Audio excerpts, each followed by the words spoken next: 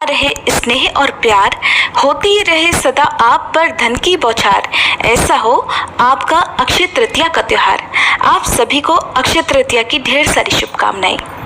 साल 2024 में इस बार 10 मई शुक्रवार के दिन अक्षय तृतीया है और अक्षय का अर्थ होता है जो कभी खत्म ना हो, यानी कि इस दिन किए गए शुभ कार्यों का अक्षय फल प्राप्त होता है।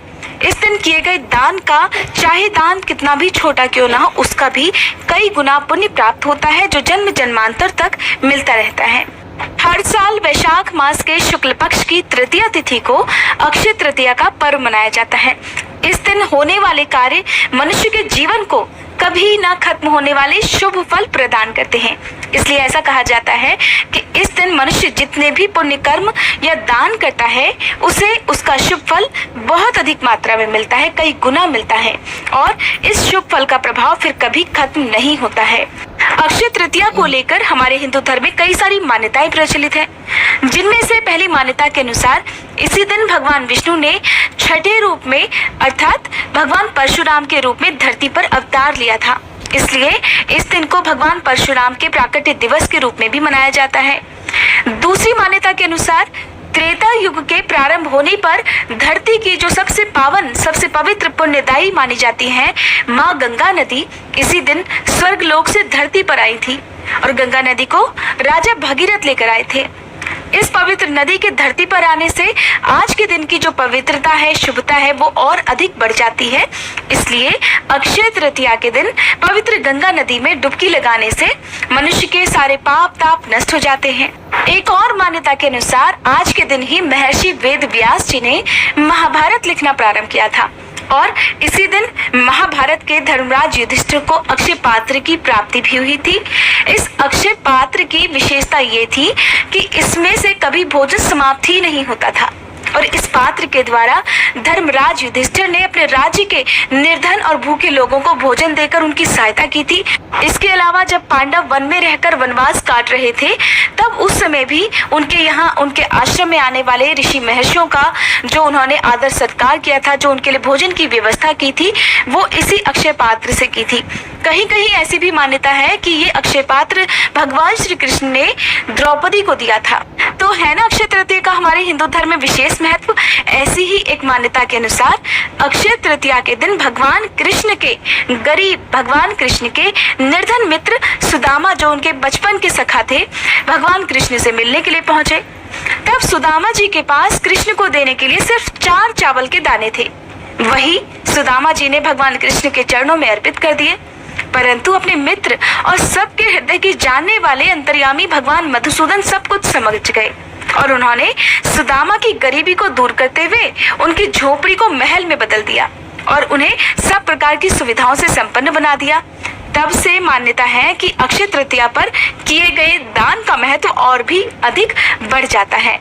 अक्षय तृतीया के दिन भगवान विष्णु और माँ लक्ष्मी जी के साथ साथ कुबेर देवता की भी पूजा की जाती है और इस दिन आप अपनी सामर्थ्य के अनुसार कुछ न कुछ दान अवश्य करें, चाहे आप अन्न का, वस्त्र का, घी, शक्कर, गुड़, किसी भी प्रकार का दान आज के दिन आप किसी योग्य व्यक्ति को अवश्य दें। वैसे तो बहुत सारे लोग अक्षय तृतीया के दिन उपवास भी रखते हैं और इस दिन अबूझ मुहूर्त रहता है जिसमें आप किसी भी नए कार्य की शुरुआत किसी भी समय कर सकते हैं और 3:30 जो मुहूर्त पड़ते हैं पूरे साल भर में अबूझ मुहूर्त कहलाते हैं, जिनमें आप पूरे दिन कभी भी कोई भी कार्य कर सकते हैं। आपको पंचांग देखने की आवश्यकता नहीं होती है। ऐसे में अक्षय तृतीया का दिन इन 3:30 अबूझ मुहूर्तों में से एक माना जाता है। तो आज के दिन जो लोग केवल पूजा पाठ करते हैं उन्हें भी व्रत की कथा पढ़नी या सुननी चाहिए। इसका भी कई गुना पुण्य मिलता है और जो इस कथा को दूसरों को सुनाता है उसे भी इस कथा का कई गुना पुण्य प्राप्त होता है और भगवान विष्णु और माँ लक्ष्मी जी के आशीर्वाद से उनके घर में सदा बरकत बनी रहती है, सदा धन के भंडार भरे रहते हैं। तो पौराणिक कथा के अनुसार बहुत पहले की बात है, धर्मदास अपने परिवार के साथ एक छोटे से गांव में रहता था। वो बहुत ही गरीब था और हमेशा अपने परिवार के भरण पोषण के लिए परेशान रहता था। अब उसके परिवार में बहुत सारे सदस्य थे। धर्मदास बहुत ही धार्मिक प्रवृत्ति का व्यक्ति था। एक बार उसने अक्षय तृतीया का व्रत करने का सोचा क्योंकि रोजी रोटी का बड़ा संकट था। परिवार में कई सारे सदस्य थे, तो वो किस प्रकार से उन सभी का पेट भरता। तो एक बार जब उसने अक्षय तृतीया का व्रत करने का सोचा, तो अक्षय तृतीया के दिन वो सुबह जल्दी ब्रह्म मुहूर्त में उठा और उसने गंगा नदी में स्नान किया। फिर विधि पूर्वक भगवान विष्णु की पूजा अर्चना और आरती की। इसके बाद उसने अपनी सामर्थ्य के अनुसार जल से भरे घड़े, पंखे, जौ, सत्तू, चावल, नमक, गेहूं, गुड़, घी, दही, सोना तथा वस्त्र आदि वस्तुएं भगवान के चरणों में रखकर ब्राह्मणों को अर्पित कर दी। ये सब देखकर धर्मदास के जो परिवार वाले थे वो और उनकी पत्नी ने उन्हें रोकने की कोशिश की कि हमारे घर में तो धन की, अनाज की कमी है और आप दूसरों को ये धन दान में दे रहे हो। परिवार का हर कोई सदस्य धर्मदास को समझाने की, उन्हें रोकने की कोशिश करने लगा। कहने लगे कि अगर धर्मदास इतना सब कुछ दान में दे देगा तो फिर उसके परिवार का पालन पोषण कैसे होगा। लेकिन धर्मदास अपने दान और पुण्य कर्म से बिल्कुल भी विचलित नहीं हुआ और उसने स्वेच्छा से सम्मान सहित ब्राह्मणों को इस प्रकार कई तरह का दान दे दिया। उसके जीवन में जब भी अक्षय तृतीया का पावन पर्व आया, उसने हर बार इसी विधि विधान से पूजा पाठ की और इसी प्रकार से उसने योग्य व्यक्तियों को, ब्राह्मणों को दान आदि दिया। हर बार अक्षय तृतीया के दिन पूजा पाठ करने से और दान देने से धीरे धीरे धर्मदास के घर में धन संपत्ति के भंडार भरने लगे और उनकी गरीबी दूर हो गई। अब परिवार का पालन पोषण बहुत अच्छे से चलने लगा। लेकिन फिर भी धर्मदास ने हर बार विधि विधान से पूजा पाठ करना और अक्षय तृतीया के दिन दान देना बंद नहीं किया। और फिर इस जन्म के पुण्य प्रभाव से धर्मदास ने अगले जन्म में राजा कुशावती के रूप में जन्म लिया। कुशावती राजा बहुत ही प्रतापी राजा थे। उनके राज्य में सभी प्रकार के सुख, धन, सोना, हीरे जवाहरात, संपत्ति, किसी भी प्रकार की कोई कमी नहीं थी और उनके राज्य में प्रजा भी बहुत सुखी थी और अपने राजा को वो प्रजा बहुत प्यार करती थी।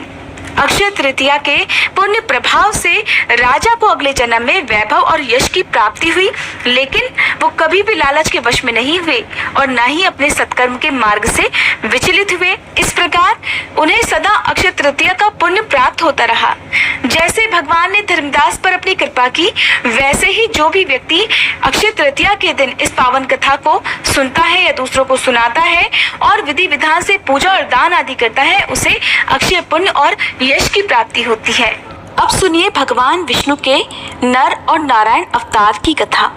भगवान ब्रह्मा जी के पुत्र धर्म की पत्नी रुचि के माध्यम से श्री हरि विष्णु ने नर और नारायण नाम के दो ऋषियों के रूप में अवतार लिया। जन्म लेते ही वे बद्री वन में तपस्या करने के लिए चले गए। उसी बद्री वन में आज बद्रिकाश्रम बना हुआ है। वहीं पर नर और नारायण नामक दो पहाड़ हैं। वहीं पास में केदारनाथ का पवित्र शिवलिंग है, जिसे नर और नारायण ने ही मिलकर स्थापित किया था। नर और नारायण की तपस्या से ही संसार में सुख और शांति का विस्तार हुआ। आज भी केदारनाथ और बद्रिकाश्रम में भगवान नर नारायण निरंतर तपस्या में रत रहते हैं। इन्होंने ही द्वापर में श्री कृष्ण और अर्जुन के रूप में अवतार लेकर लीला रची थी। एक बार नर और नारायण भगवान की तपस्या को देखकर देवराज इंद्र ने सोचा कि ये तप के द्वारा मेरा इंद्रासन छीनना चाहते हैं। ऐसा सोचकर इंद्र ने उनकी तपस्या को भंग करने के लिए कामदेव, वसंत और अप्सराओं को भेजा। उन्होंने जाकर भगवान नर नारायण को अपनी तरह तरह की कलाओं के द्वारा तपस्या भंग करने का प्रयास किया, किंतु उनके ऊपर कामदेव और उनके सहयोगियों का कोई भी प्रभाव नहीं हुआ। कामदेव, वसंत और अप्सराएं शाप के भय से थरथर कांपने लगे। तब उनकी ये दशा देखकर भगवान नर और नारायण ने कहा, तुम लोग डरो मत, हम प्रेम और प्रसन्नता से तुम लोगों का स्वागत करते हैं। भगवान नर और नारायण की अभय देने वाली वाणी को सुनकर काम अपने सहयोगियों के साथ अत्यंत लज्जित हुआ। उसने भगवान नर और नारायण की स्तुति करते हुए कहा, प्रभु आप निर्विकार परम तत्व हैं। बड़े बड़े आत्मज्ञानी पुरुष आपके चरण कमलों की सेवा के प्रभाव से काम विजयी हो जाते हैं।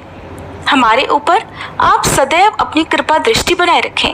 हमारी आपसे यही प्रार्थना है। आप देवाधिदेव श्री विष्णु हैं, आपको हमारा बारंबार प्रणाम है। कामदेव की स्तुति सुनकर भगवान नर नारायण प्रसन्न हुए और उन्होंने अपनी योग माया के द्वारा एक अद्भुत लीला दिखाई। सभी लोगों ने देखा कि सुंदर सुंदर नारियां नर और नारायण भगवान की सेवा में लीन हैं। नर नारायण भगवान ने कहा कि तुम इन स्त्रियों में से किसी एक को मांगकर स्वर्ग में ले जा सकते हो, वह स्वर्ग के लिए भूषण स्वरूप होगी। उनकी आज्ञा मानकर कामदेव ने अप्सराओं में सर्वश्रेष्ठ अप्सरा उर्वशी को लेकर स्वर्ग के लिए प्रस्थान किया। उसने फिर देव सभा में जाकर भगवान नर और नारायण की अतुलित महिमा के बारे में सबसे कहा, जिसे सुनकर देवराज इंद्र आश्चर्यचकित और भयभीत हो गए। देवराज को श्री नर और नारायण के प्रति अपनी दुर्भावना और अपनी दुष्कृति पर बहुत पश्चाताप हुआ।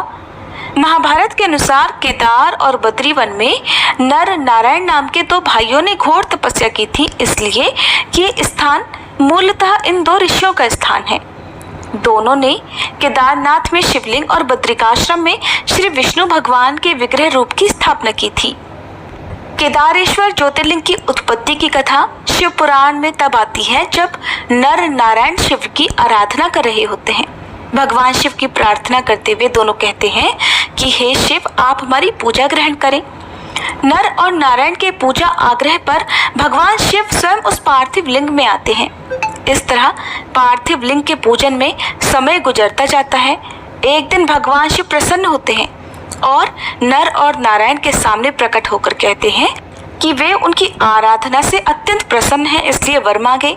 तब नर और नारायण कहते हैं, हे प्रभु, अगर आप प्रसन्न हैं तो लोक कल्याण के लिए कुछ कीजिए। भगवान शिव कहते हैं कि कहो, क्या कहना चाहते हो। तब नर और नारायण ने कहा कि जिस पार्थिव लिंग में हमने आपकी पूजा की है, उस लिंग में आप स्वयं निवास कीजिए, ताकि आपके दर्शन मात्र से लोगों का कष्ट दूर हो सके। दोनों भाइयों के अनुरोध पर भगवान शिव और अधिक प्रसन्न हो जाते हैं और केदारनाथ के इस तीर्थ में केदारेश्वर ज्योतिर्लिंग के रूप में निवास करने लगते हैं। इस तरह केदारेश्वर ज्योतिर्लिंग की उत्पत्ति होती है।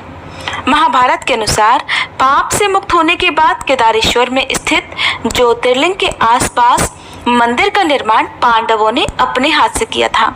बाद में इसका निर्माण दोबारा शंकराचार्य आदि ने करवाया था। इसके बाद राजा भोज ने यहाँ पर दिव्य मंदिर का निर्माण कराया था। ये थी अक्षय तृतीया के दिन सुनी जाने वाली भगवान नर और नारायण की कथा।